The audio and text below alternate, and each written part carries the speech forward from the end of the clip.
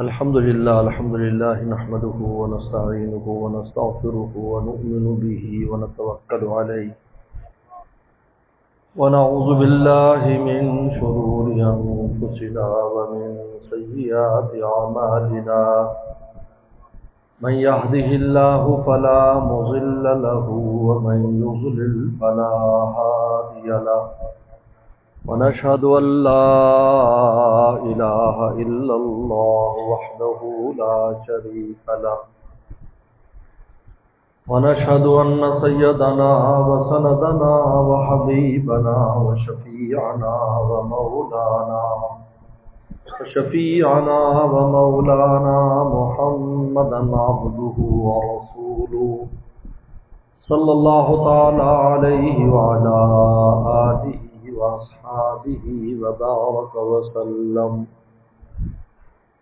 أما بعد فأعوذ بالله من الشيطان الرجيم. بسم الله الرحمن الرحيم.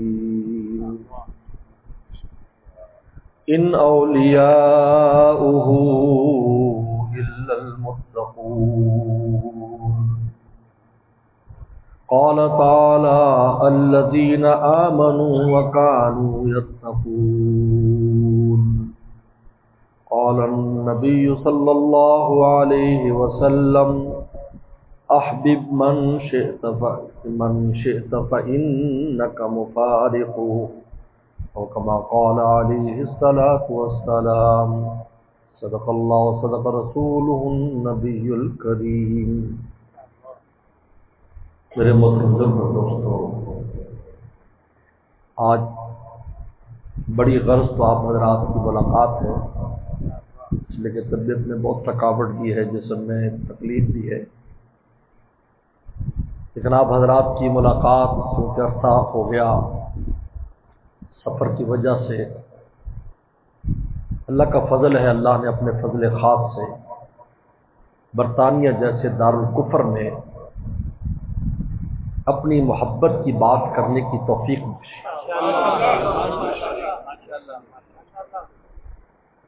جہاں جاتے ہیں تیرا فسانہ چھیڑ دیتے ہیں، جہاں جاتے ہیں تیرا فسانہ چھیڑ دیتے ہیں، کوئی محفل ہو تیرا رنگ محفل دیکھ لے.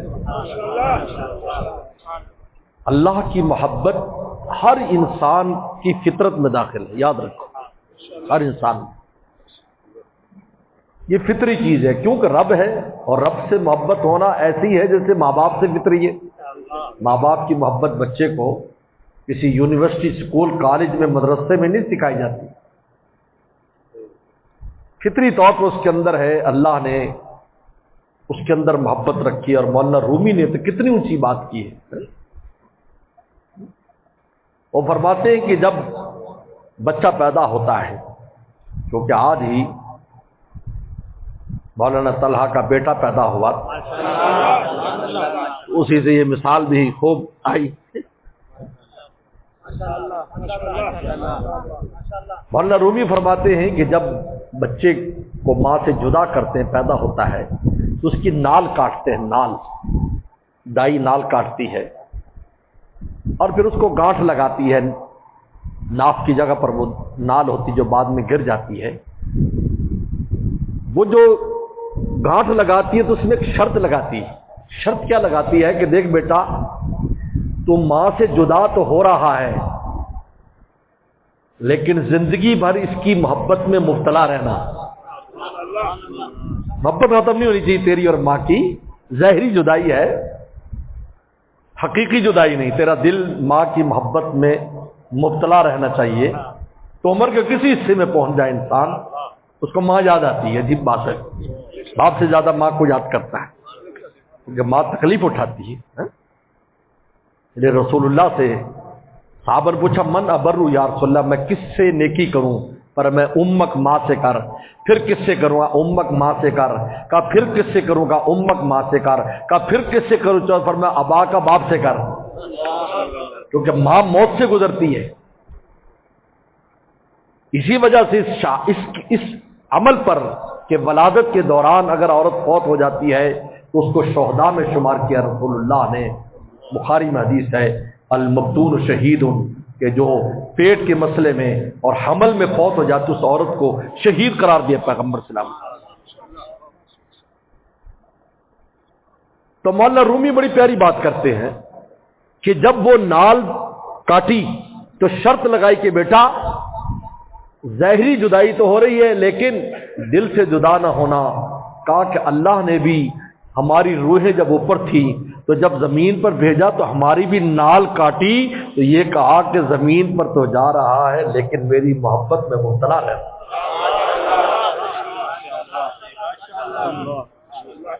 شرط نبے شرط مہر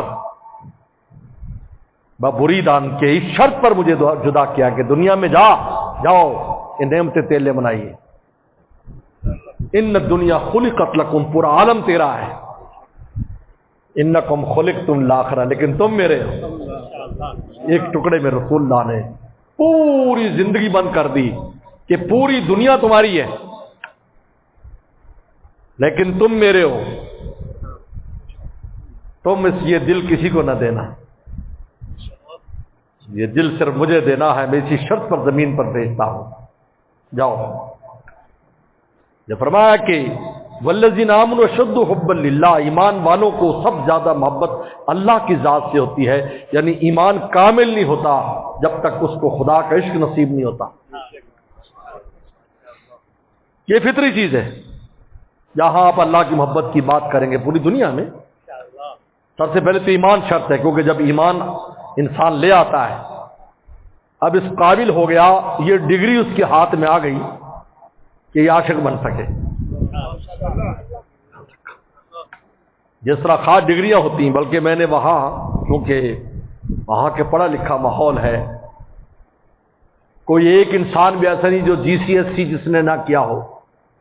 جی سی ایس سی ہمارے ہاں تو ایک میٹرک ہم تو کہتے ہیں، لیکن میٹرک سے کہیں اونچی ڈگری، جس ڈگری کو لینے کے لیے ہمارے پاکستان میں ہم نے دیکھا ہمارے دوستوں کے بچے کرتے ہیں تو لاکھوں روپے فیس دیتے ہیں، اور ہوٹلوں میں بڑے بڑے ہوٹلوں میں ان کا امتحان ہوتا ہے، انگلینڈ والے امتحان لیتے ہیں، لیکن وہاں جی سی ایس سی مدرسے کے اندر بھی پڑھایا جا رہا ہے، ہر آدمی پڑھا لکھا ہے۔ تو میں نے وہاں یہ بات کی، باقی دنیا بھی ایک مدرسہ ہے، ایک یونیورسٹی ہے، اس کی سب سے بڑی ڈگری اللہ تعالیٰ کی دوستی ہے۔ اگر آپ نے یہ ڈگری حاصل نہیں کی، آپ نے یونیورسٹی میں پورا کورس نہیں کیا۔ دیکھو یونیورسٹیوں میں کورسز ہیں، ان کی آخری ڈگری پی ایچ ڈی ہوتی ہے، بلکہ پی ایچ ڈی کے اوپر بھی آ گیا، جس کی وجہ سے ڈاکٹر لکھا جاتا ہے۔ دنیا میں ایک ایمان والا ہے، یہ ایمان لایا، اب ایمان لانے کے بعد اب اس کو آگے ڈگریاں لینی ہے، اب وہ چلتے چلتے اس مقام پر پہنچ جائے کہ اللہ کے ولی اور دوستوں میں شامل ہو جائے، اور اللہ تعالیٰ کی اس اعلان میں شامل ہو جائے، ان اولیاء اللہ لا خوف علیہم ولا هم یحزنون، کس مقام پر آ جائے کہ حزن و غم اس کے دل سے ختم ہو جائیں، ہمہ وقت اس کو مولا کا غم ہو، کیونکہ جب مولا کا غم کسی کے دل میں آتا ہے تو کسی اور غم کی گنجائش نہیں چھوڑتا۔ اور مولانا رومی نے تو بڑی پیاری بات کی، یہ وہ آگ ہے جو موسیٰ صلی اللہ علیہ وسلم نے کوہ طور پر دیکھی، دیکھنے میں آگ تھی اور درخت کو جلا رہی تھی، لیکن کیسے جلا رہی تھی کہ درخت جل بھی رہا تھا اور اس کی سرسبزی میں اضافہ بھی ہو جا رہا تھا، تر و تازگی میں اضافہ بھی ہو رہا تھا۔ بھئی آگ تو جلا کے کالا کر دیتی ہے۔ موسیٰ علیہ السلام حیران ہو گئے، یہ کیسی آگ ہے کہ جو لگی بھی ہوئی ہے درخت کو اور پورا درخت اس آگ میں جل رہا ہے، لیکن بجائے ٹہنیاں کالے ہو کر گرنے کی بجائے سر سبز اور مضبوط ہوتی جا رہی ہے۔ اتنے میں ندا آ گئی ہے، موسیٰ انی اللہ، میں تیرا رب تجھ سے خطاب کر رہا ہوں، یہ میری تجلی اور میری نور کی آگ ہے۔ تو میرے شیخ فرمایا کرتے تھے جب اس قلب کو نور کی آگ لگ جاتی ہے تو اس کے چہرے پر غم نظر نہیں آتا، حالانکہ غم ہے، دیکھنے میں غم ہے لیکن غم نظر نہیں آتا۔ لوگ کہتے ہیں یار ان کو تو کوئی غم ہی نہیں، ناچے صحابہ اکرام کے بارے میں دیکھیں، یاسم الجاہل اغنیا، ان کو جن کے چہرے دیکھ کر جاہل سمجھتے تھے یہ تو غنی لوگ ہیں، نہ کس سے مانگتے نہ کچھ کرتے ہیں، مست رہتے ہیں، پتہ نہیں کتنا مال پانی ان کے پاس ہے کہ ان کو کسی کی ضرورت نہیں ہے۔ لیکن تعرفہم بسیماہم، اے رسول آپ جانتے ہیں کہ وہ پیٹ پر پتھر باندھے ہوئے ہیں لیکن ان کے چہرے مرجھائے ہوئے نہیں ہیں، کیونکہ اندر جو اللہ کا نور ہے اور اللہ کے نور کی جو آگ ہے اس آگ نے ان کے چہروں کو تر و تازہ کر رکھا ہے۔ سیماہم فی وجوہہم من اثر السجود، سجدوں کی اثر ان کے چہرے پر نظر آتا ہے۔ تو میرے دوست، تو میں نے کہا یہ ڈگری جب تک تم حاصل نہیں کرو انگلینڈ والوں تو سمجھو اس دنیا میں تم نے چھوٹی سی ڈگری لے کر چلے گئے، وہاں جا کر پچھتاؤ گے یار۔ اور آسان بھی بہت ہے ڈگری لینا، عجیب بات ہے۔ ولایت جو اتنی اونچی ڈگری ہے، اتنی اونچی ڈگری ہے کہ جس میں دنیا میں بھی اس کیفیت دے دیتے ہیں کہ اس کے دل کو اللہ تعالیٰ اتنا مضبوط فرما دیتے ہیں، غم پروف کر دیتے ہیں، میرے شیخ فرماتے تو اس کے دل کو اللہ تعالیٰ، اور آخرت میں تو اللہ کے ولی جہاں چاہیں گے ٹھکانہ پکڑیں گے۔ نتبوء من الجنۃ حیث نشاء، ہم جنت میں جہاں چاہیں ٹھکانہ پکڑ لیں۔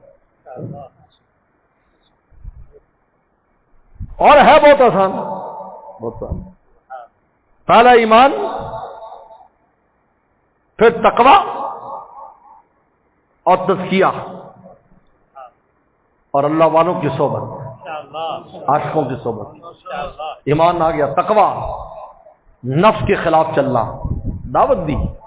وہاں جب سب نفس کے پیچھے بھاگ رہے ہیں، وہاں کا ماحول ہم ادراک نہیں کر سکتے جب تک دیکھا نہ ہو، لیکن الحمدللہ تقوی پر چلنے والے وہاں بھی موجود ہیں، وہاں بھی جوان بھی، بڈھے بھی، مرد بھی، خواتین بھی۔ ابھی میں لندن سے سفر کیا، میں نے 6 گھنٹے کا سفر قطر تک تھا میرے ساتھ، اور میں دعا کرتا اللہ میاں میرے ساتھ کوئی کافر آ کر نہ بیٹھے، اس لیے کہ سفر میں اگر کوئی ایسے آ کر بیٹھے تو شراب پیتے اور شراب سروس دی جاتی۔ ہمیشہ اللہ سے دعا مانگی اور الحمدللہ ابھی تک مجھے یاد نہیں ہے کہ کوئی ایسا آ کے بیٹھا ہو۔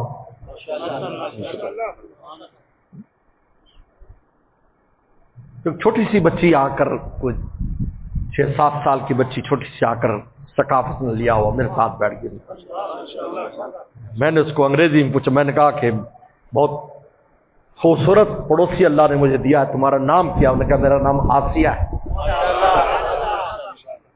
اتنے میں ان کے والد و والدہ بھی آگے، والدہ ساتھ بیٹھی، آگے والد بیٹھا اور حجاب میں لندن سے چڑھے۔ اب آپ کو شاید پتہ ہے، یعنی لمبی فلائٹس میں پورا آگے سکرین ہوتی جس پہ آپ دنیا کی ہر چیز دیکھ سکتے ہیں، واحد جو چیزیں دیکھنا چاہے کہ یہ سفر کٹتا ہے۔ لیکن میرے نزدیک یہ خلوت کا سب سے بہترین موقع ہوتا ہے کہ انسان وہاں اکیلا بیٹھ کر مولا سے دل لگائے۔ ہم ان خلوتوں کو ضائع کر دیتے ہیں، یہ عجیب بات ہے، میں بڑی اہم بات کر رہا ہوں، ہم ان خلوتوں کو ضائع کر دیتے ہیں۔ یہ خلوتیں ہوتی ہیں کہ انسان کو جہاں موقع ملے وہ اکیلا ہے، فوراً مولا کے ساتھ مشغول ہو جائے، ذکر کرے، اذکار کرے، فکر کرے۔ یتفکرون فی خلق السماوات والارض ربنا ما خلقت ھذا باطلا، ہم ضائع کر دیتے ہیں، واہیات چیزوں میں گھس جاتے ہیں۔ اب وہ 6 گھنٹے کے سفر میں اس خاتون نے اس بچی کو، اس شاشی کے اوپر قرآن مجید نکال کر دے دیا اور اس کو پڑھانا شروع کر دیا، چھوٹی چھوٹی صورتیں۔ وہ توتلی زبان میں اپنی ماں سے پڑھ رہی تو بچی اس کو پڑھا رہی ہے۔ یہ لوگ بھی لندن میں رہنے والے ہیں۔ ہم سمجھتے ہیں مسلمان ملک میں بس جنت ہم نے الاٹ کرا لی، یہاں جنت ایسے الاٹ نہیں ہونی، جنت تو خون تمنا سے مولا بھی ملے گا اور جنت بھی ملے گی۔ آج دنیا میں کہیں ہوں، کہیں میرے شیخ کے پاس ایک امریکی آیا، وہ ٹیکسی ڈرائیور تھا، حضرت سے بیعت ہوا، حضرت کے پاس کچھ دن رہا، واپس گیا ہونے کا حضرت 6 مہینے گزر جاتے ہیں، حالانکہ میں ٹیکسی چلاتا ہوں، میری ٹیکسی میں خواتین بھی آ کر بیٹھتی ہیں۔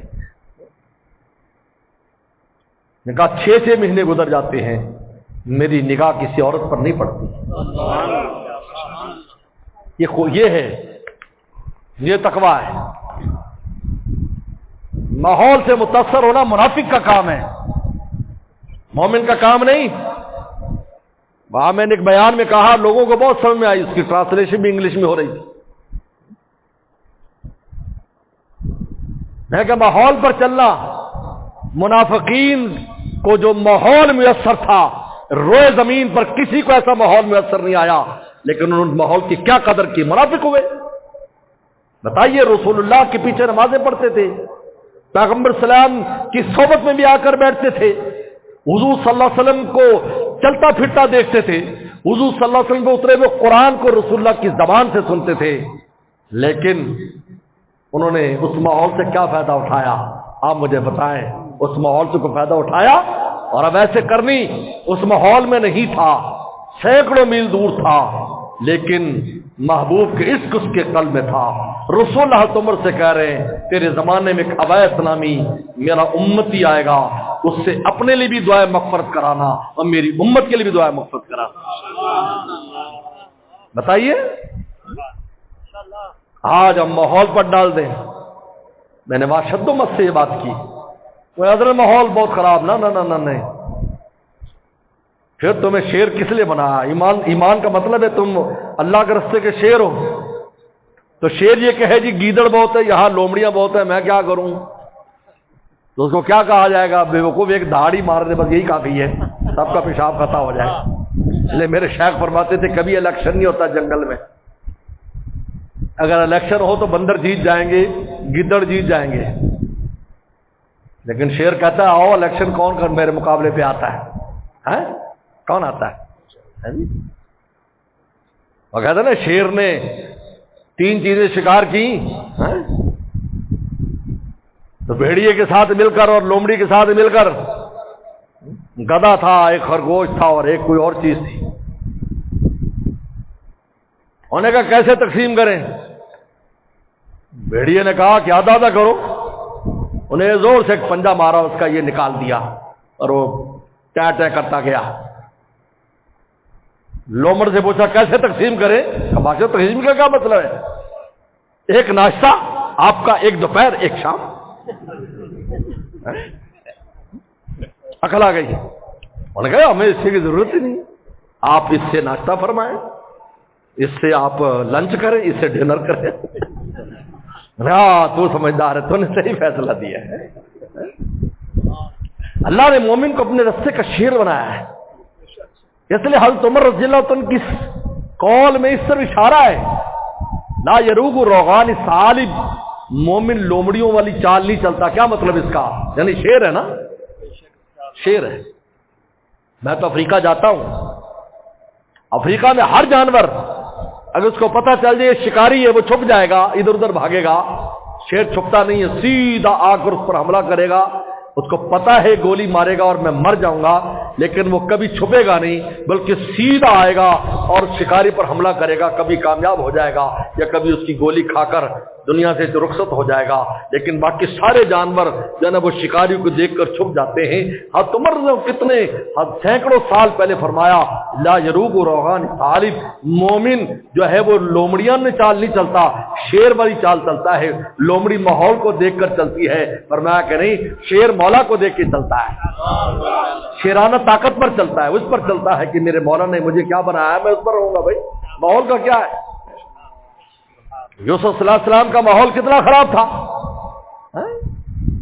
میں نے وہاں علماء کی اس میں بات کی، حیران ہو گئے علماء نے کہا، آپ نے عجیب بات سمجھائی کہ میں نے کہا کہ راوت التی ہوا فی بیت یا نفسی، اتنی لمبی آیت ہے، فساد بلاغت کے اعتبار سے اس میں اختصار ہونا چاہیے۔ راوت زلیخا اس کا نام لے دیتے کہ اس کو زلیخا نے پھسلایا، لیکن قرآن نے لمبی آیت بیان کی کہ اس کو پھسلایا اور پھسلایا اس عورت نے جس کے گھر میں یوسف رہتا تھا. میں نے کہ یہ ماحول کو بتانے کے لیے کہ گھر کی چار دیواری میں بند ہے اور وہ اس کی موسنا بھی ہے, وہاں پر یوسف کی عزت پر حملہ ہو رہا ہے. تو یوسف علیہ السلام نے کہا کہ ماحول بہت خراب ہے اور میں یہاں پر بند ہوں اور اس نے تالے بھی لگا دیے ہیں, اب میں کیا کروں گا؟ کہا کہ قال معاذ اللہ واستبق الباب, اللہ میری مدد کر تیری پناہ, اور دروازے کی طرف دوڑے یوسف علیہ السلام. اللہ نے کہا یوسف میری مدد مانگ کر دوڑنا تیرا کام ہے, دروازے کھولنا میرا کام ہے. ماحول بتانے کے لیے اتنی لمبی آیت لائے, نہ مختصر لے آتے نام, لیکن اس میں یہ نہ ہوتا کہ کہاں ایسا حملہ ہوا, کہاں ان کی عزت پر حملہ کیا گیا. بھائی بند تالوں میں بھی کیا گیا, اتنا ماحول خراب تھا. لیکن نے کہا معاذ اللہ, اس کا نام تقوی ہے, اس ہمت کا نام تقوی ہے, یاد رکھو. ہاں ہو جاتا ہے انسان کبھی گر بھی جاتا ہے, لیکن میں نے اپنے شیخ سے بالکل طالب علمی میں یہ شعر سنا تھا اور آج تک مجھے یاد ہے, اور اس میں بڑا حوصلہ ہے.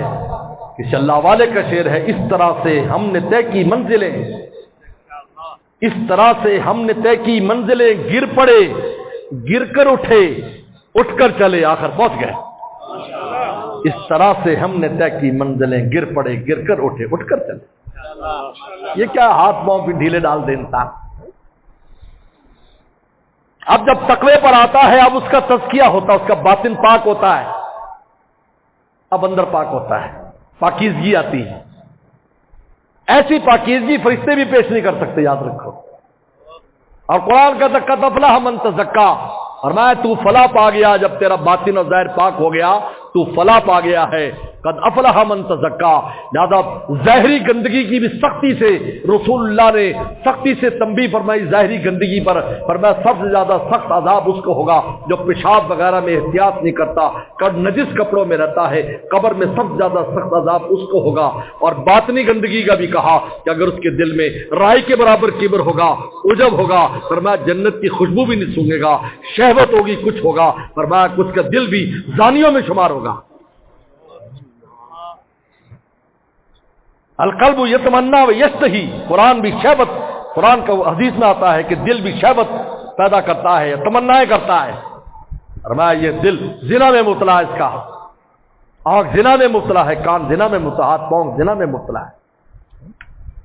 وہ سمجھتا کیا معمولی وہ ہے, بس سوچا ہی تو ہے یا دیکھا ہی ہے.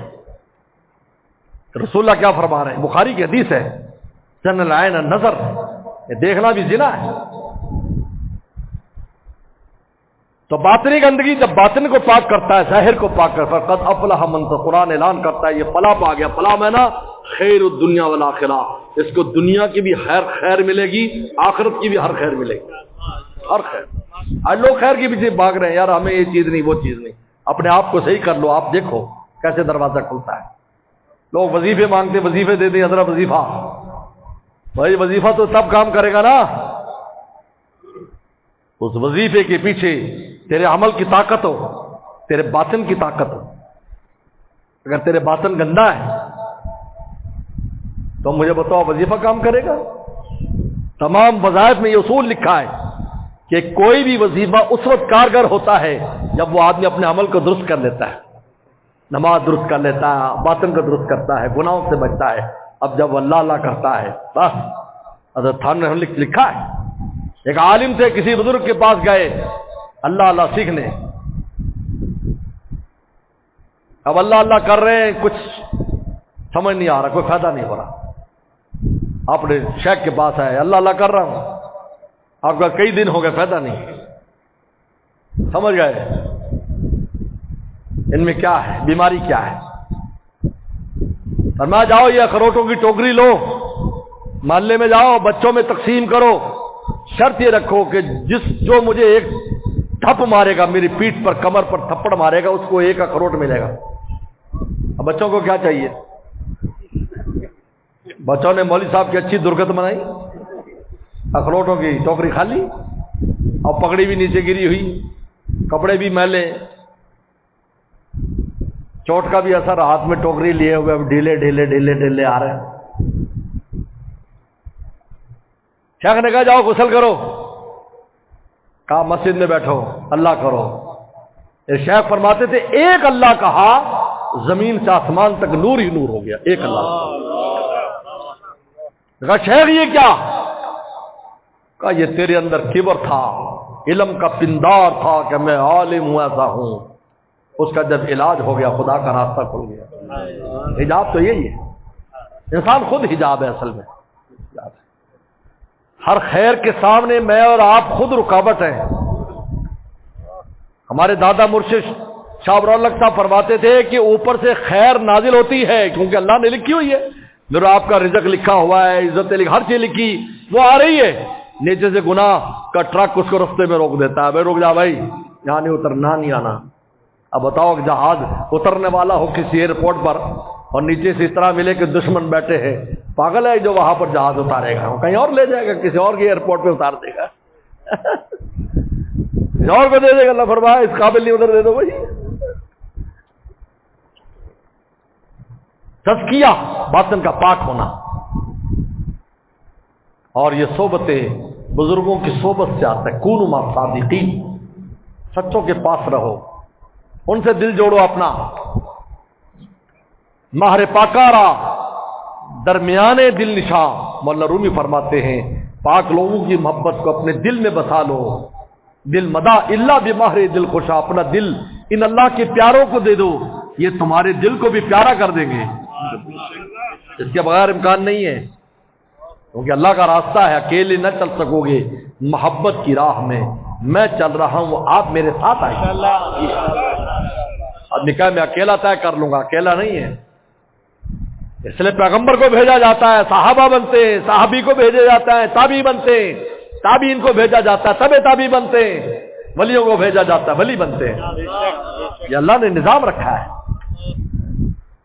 جو عشق کی خاصیت، جو آج کی خاصیت، وہ عشق کی خاصیت، ایک خانہ بخانہ، ایک سینہ بسینہ۔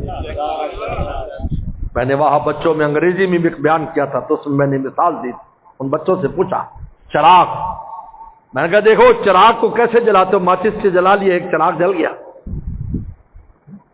اب دوسرا چراغ جلانے لے کے ماچس جلانے کی ضرورت نہیں، اس چراغ کے قریب کر دو وہ جل جائے گا۔